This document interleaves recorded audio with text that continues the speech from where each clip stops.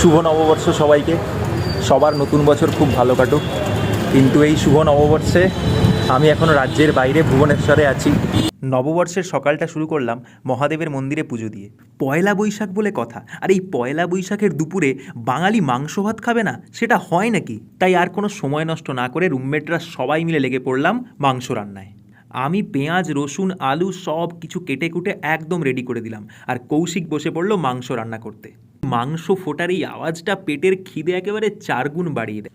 মাংস একদম রেডি, সবাই মিলে স্নান টান করে রেডি হয়ে বসে পড়লাম খেতে। একদম বাঙালি স্টাইল মাংসের ঝোল আর ভাত। গরম ভাতে মাংসের আলুটা মেখে তার উপরে লেবুর রস আর এক টুকরো মাংস দিয়ে, উফ, এই যে গালটা ভাই, পুরো স্বর্গীয় অনুভূতি। মানে এরকম একটা ভরপেট খাওয়া দাওয়ার পর কোথায় একটা ঘুম দেবো আরামের, তা না, এই গরমের রোদে অফিস আসতে হলো। তোমাদের সবার নববর্ষের দুপুরে কি খাওয়া দাওয়া হলো আমাকে অবশ্যই কমেন্টে জানাও।